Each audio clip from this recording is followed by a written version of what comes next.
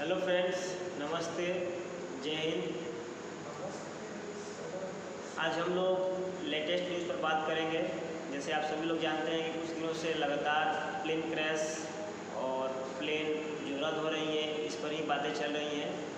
और अभी हाल ही फिलहाल में इजराइल और ईरान के बीच छोटा सा युद्ध स्टार्ट हो गया है। और इसी बीच एक मीटिंग से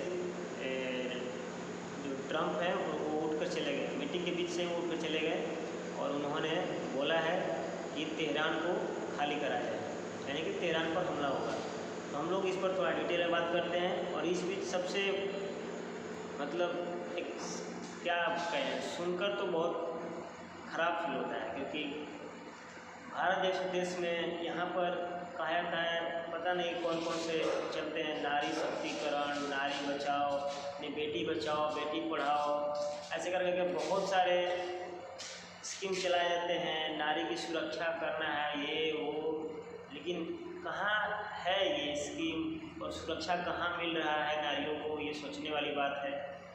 अभी का ये लेटेस्ट न्यूज़ है, एक दो दिन का ही ये खबर है। उड़ीसा में एक लड़की के साथ रेप किया गया है। 20 साल की एक लड़की के साथ रेप किया गया है और वो लड़की अपने बॉयफ्रेंड के साथ घूम रही थी और उसके बॉयफ्रेंड को वहीं पर बांध दिया गया और उसके बाद उसके साथ रेप किया गया। तो ये चीज़ें बहुत, इसको कहने के लिए कोई वर्ड नहीं मिल रहा है। मतलब ये बहुत निंदनीय घटना है, बहुत शर्मनाक घटना है। ऐसा नहीं होना चाहिए हमारे देश में, क्योंकि सबकी बेटी बहनें हैं, ये चीज़ सोचना चाहिए।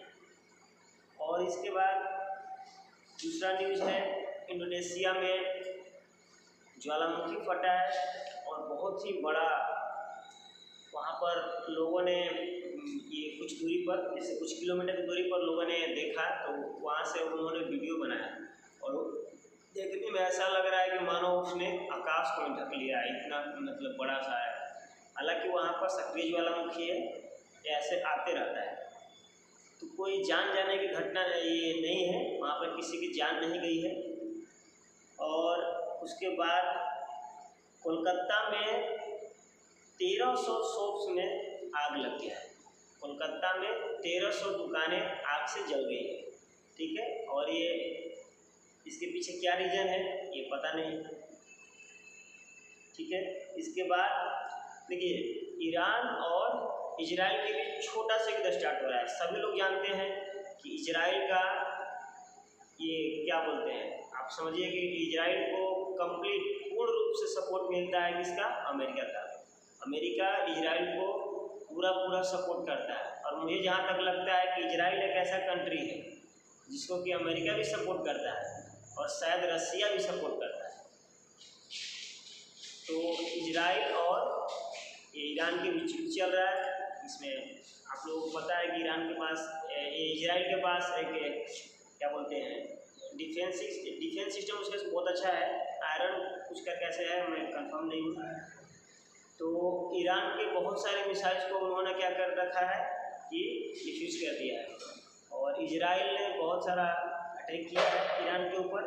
देखिए, युद्ध चाहे किसी भी देश के बीच हो, चाहे कोई जीते, मान लीजिए इजराइल ने हमला कर दिया, जहाँ क्षति पहुँचा दिया, ये क्या होगा फिर इसके बाद? आप कहें कि हम बहुत अच्छा काम करते हैं, अरे भाई क्या होगा इससे? युद्ध जो है ना, ये होना ही नहीं चाहिए। और सबसे सोचने वाली बात ये, सबसे बड़ी बात ये कि आज के समय में जहाँ देश इतना डेवलप कर गया है, लोग चांद पर चले गए, मंगल पर भी शायद जाने वाले हैं, पता नहीं पहुँचे हैं कि नहीं पहुँचे, मुझे पता नहीं है, मैं कंफर्म नहीं हूँ। चांद पर जा चुके हैं, चांद पर घर बनाने का बात होता है, मंगल पर जाने का बात होता है, पृथ्वी जैसे दूसरे ग्रह पर जाने का बात होता है। ये भी मालूम चला है कि जैसे पृथ्वी एक ग्रह है, वैसा दूसरा भी एक ग्रह है, वहाँ जाने का बात होता है। और यहाँ बीच बीच में युद्ध होते रहता है। देखिए, रसिया और यूक्रेन के बीच कई साल से, मुझे लग रहा है कि लगभग 2 साल के आसपास हो ही गया, 2 साल से लगभग वहाँ युद्ध चल रहा है। भाई, जब आप इतने डेवलप हो, इतने विकसित हो, फिर भी आप आपस में लड़ रहे हो। नाटो के बारे में एक चीज़ कहना चाहूँगा, इसको खत्म करना चाहिए, क्योंकि सोचने वाली बात है, एक देश अगर नाटो के किसी मेंबर के साथ युद्ध करता है तो नाटो का नियम ये है, जैसे हम लोग कैसे 10 बच्चों, मान लीजिए 10 लड़कों का ग्रुप बनाया है, कोई एक सिंगल बंदा है, वो अगर लड़ेगा उस 10 में से किसी एक के साथ, तो 10 उस पर हमला करेंगे। यही चीज़ें हैं नाटो के साथ कि अगर नाटो से कोई भी एक देश, नाटो के में किसी भी मेंबर देश से अगर कोई भी दूसरा देश लड़ता है तो ये सारे मिलकर उसको मारेंगे। भाई ये कहाँ की इंसाफ, ये कहाँ का इंसाफ है? ये बहुत गलत बात है, ऐसा नहीं होना चाहिए। तो मेरे ख्याल से नाटो को खत्म होना चाहिए। जैसे सोवियत संघ भी टूटा, 15 देशों में बटा, नाटो को भी अब खत्म कर देना चाहिए। और नाटो, सोवियत संघ तो एक था, उसको तोड़ दिया गया। अब ये नाटो जो है, इसमें क्या है, बहुत सारे अलग अलग देशों को मिलाया गया है, जिनके पास कुछ अच्छे अच्छे हथियार है, जो विकसित है, ऐसे करके उनको मिलाया था। और रसिया और यूक्रेन का जो युद्ध है वो भी इसी के कारण हो रहा है। देखिए आप समझिए तो ये समझ में आएगा कि क्या हो रहा है भाई। नाटो के कारण कितना नुकसान हो रहा है पूरे विश्व को।